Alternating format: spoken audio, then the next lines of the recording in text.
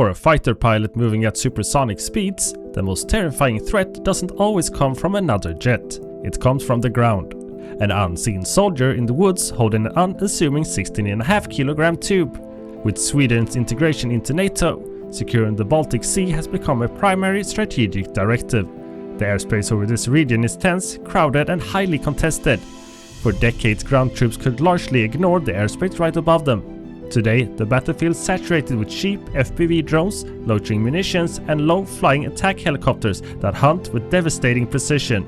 Without local ground-level air defense, a modern infantry squad remains highly vulnerable, essentially serving as target practice for the latest generation of aerial threats. Sweden recognized this vulnerability. They had a dangerous gap in their very short-range air defense capabilities, and their procurement process was historically slow, favoring customized, domestically built platforms that take years to develop. But the drone threat forced their hand.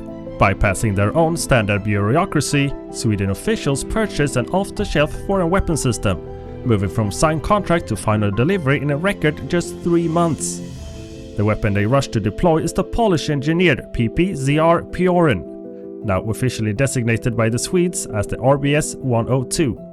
This Polish system offered a capability that the Swedish military decided was worth upending their entire procurement tradition to acquire. It starts with a 15-second preparation. Before firing, the operator uses a physical keyboard on the grip to program the engagement profile, to tell the missile whether the target is flying towards them in a head-on encounter or away in a tail chase pursuit.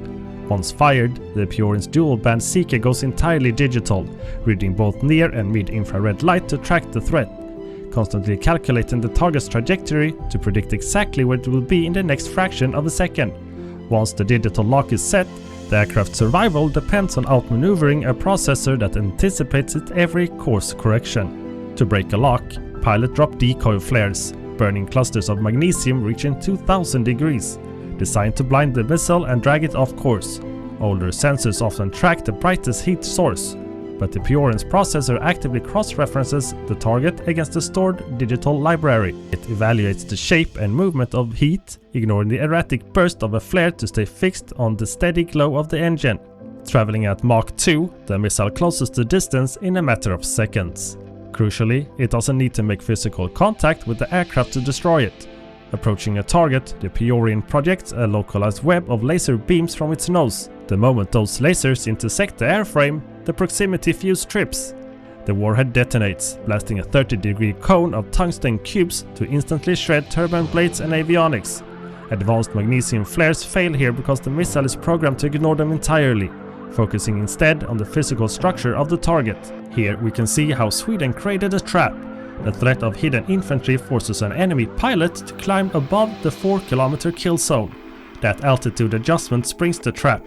Flying higher, the pilot immediately intersects the sweeping radar nets of Sweden's massive Patriot and Iris-T air defense batteries. The brilliance of the Piorun is how it completes Sweden's defensive architecture. It serves as the inescapable bottom of a net, forcing an adversary to choose between a silent strike from the trees or a radar-guided titan in the clouds. The mechanics of the Piorun are proven on the battlefield. When Russian invasion began, Poland transferred an undisclosed number to the Ukrainian defense forces. Ukrainian troops had used them to successfully hunt high-value Russian aviation, scoring confirmed kills against Su-34s, Orlan reconnaissance drones and heavily armed Ka-52 attack helicopters. During NATO exercises, legacy systems like the American Stinger achieved a 70% hit rate. The Piorun scored a flawless. These results show the Piorun has shifted the tactical reality for ground troops, providing a verified means of neutralizing advanced aviation from the shoulder. This is exactly why Sweden made a rapid purchase. By distributing the Piorun directly into the hands of dismounted infantry and home guard units across the country, they instantly layered their national defense. This creates a very stark economic trap. An 80,000 shoulder-fired tube can destroy a target that costs more than a single hour of flight time for an advanced fighter jet. Control the skies now rests with the infantrymen on the ground as much as the pilot in the cockpit.